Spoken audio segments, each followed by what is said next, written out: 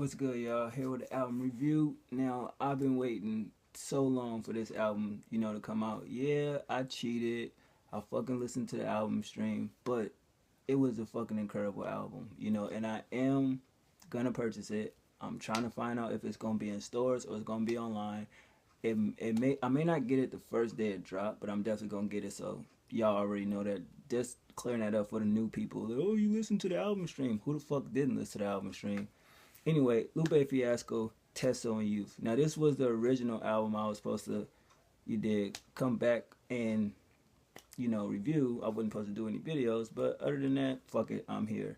So it's no more albums that I feel like this month I need to review, so I may not, do anything. But other than that, just want to give a brief description of that. Let's get into it, man. 16 tracks. People are already comparing this to be the album of the year. I've heard it, and for everybody to sit there and say, oh, how can you review it? You heard it once. Well, I've been listening to Lupe since his first album, and I think I can damn near sum up what the fuck he's talking about. I may be off a little bit, but I'm going to give him my best shot. Now, if you did notice with the album, you see summer, fall, winter, and spring. He kind of, I'm just guessing, he's cut the album up into three different sections. With the first half is summer. It's just basically on all of them, you got different instrumentals playing while you hear kids in the background. Now, some of them do sound similar to like movie excerpts or movie clips, but I don't know if that's true. But either way, it's just great to just hear, the opening of the album with something like that. It's just a great instrumental, and it's just, to me, a great way to open up the album. Then you move on to number 2, Mural. The song is 8 minutes and 48 seconds. To me, y'all can go ahead and hate. This song is better than J. Cole's whole fucking album. He killed that shit. Like the jazzy beat, the sample behind it, just his raw lyrics, the delivery, the metaphors. Did y'all hear his bars?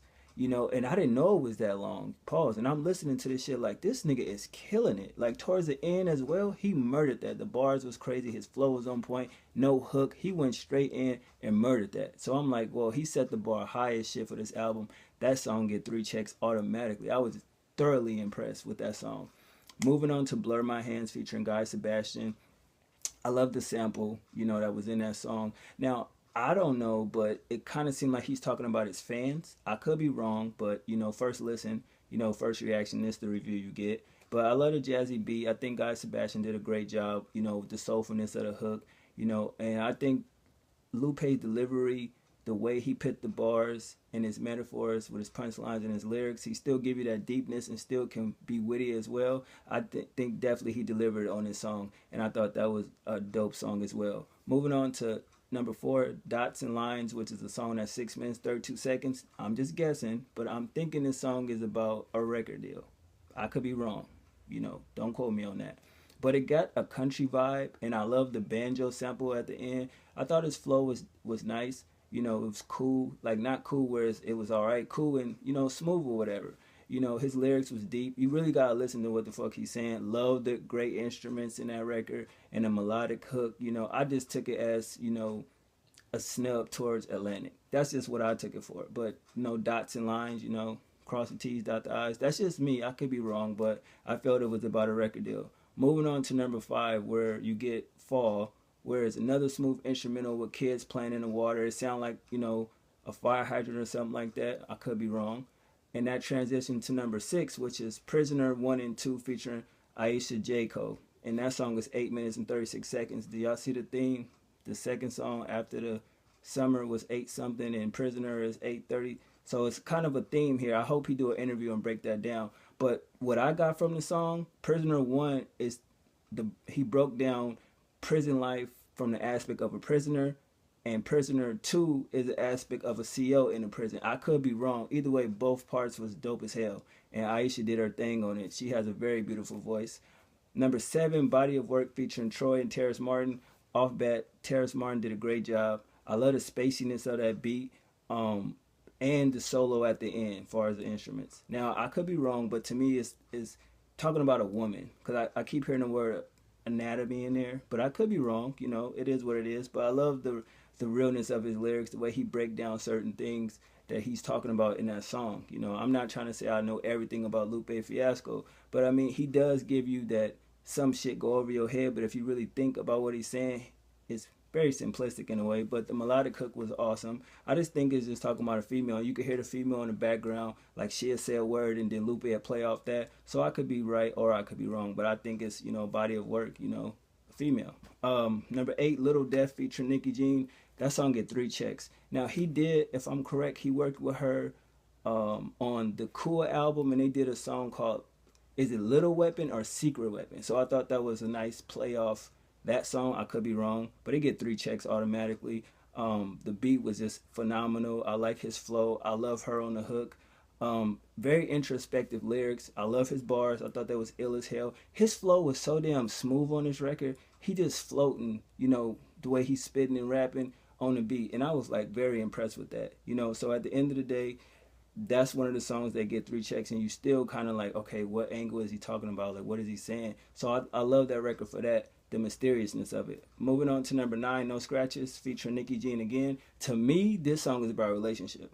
You know, that's just me. You know, and it's just, if you listen to the beat and you listen to the hook is what, like, that seems like a relationship. You know what I'm saying? A mature relationship. I love that sample. It got a nice hip hop boom bap feel, and his lyrics was like deep. Like, you really got to break down what Lupe say. Not saying he go over your head or, you know, you won't get it, but some shit you just got to take it for what it's worth and put yourself in his shoes. And to me, that song is very relatable. Now, it could be about a female or a relationship. It could not be. I'm just taking a guess.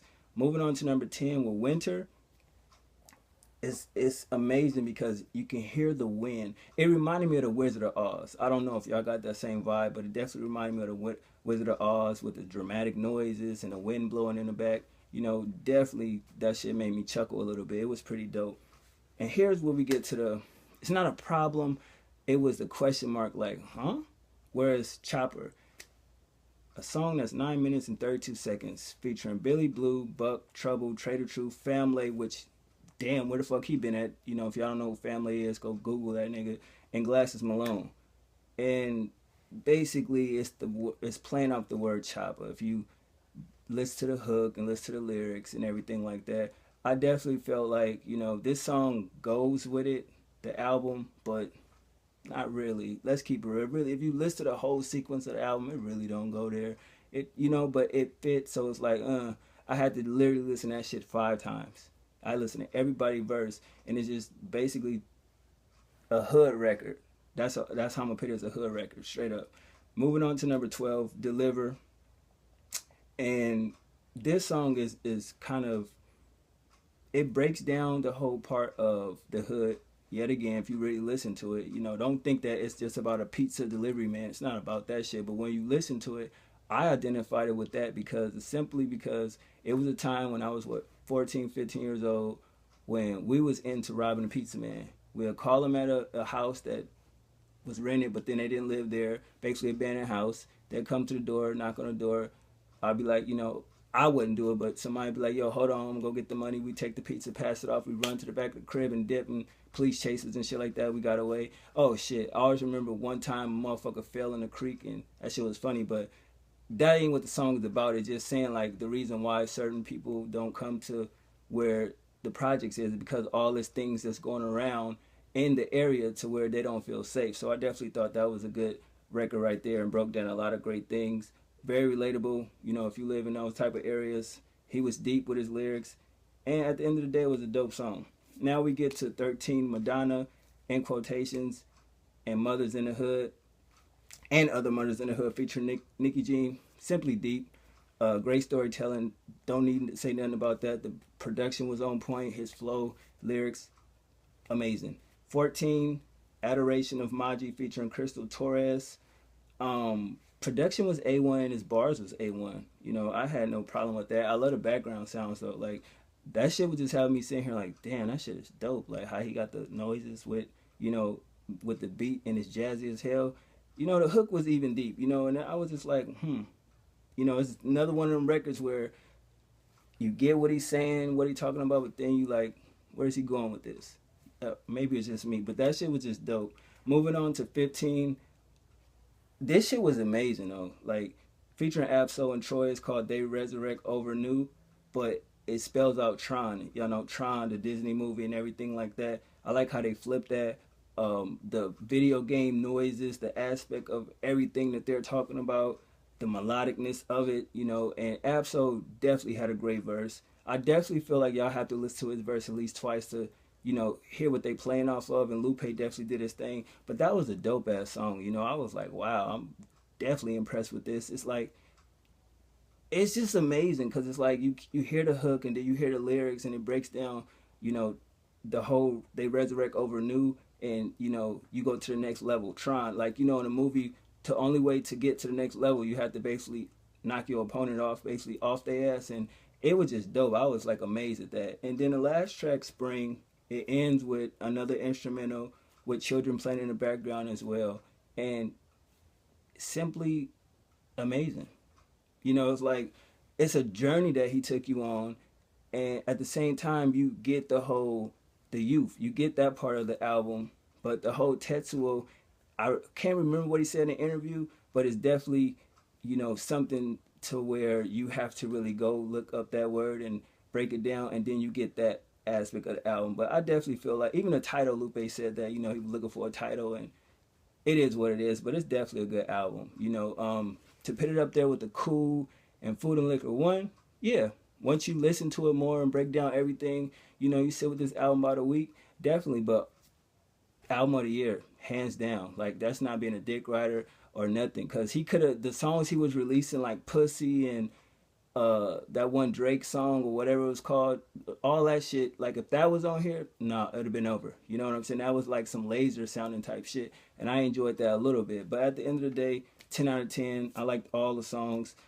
Production A1, 10 out of 10. Even though 3 songs is basically like skits, so you could say it's 13 songs. But at the end of the day, phenomenal album. Thank you, Lupe. I'm definitely purchasing this. If y'all check this song, I mean the album out, let me know what y'all think. What was your favorite songs? My top 5 songs was Mural,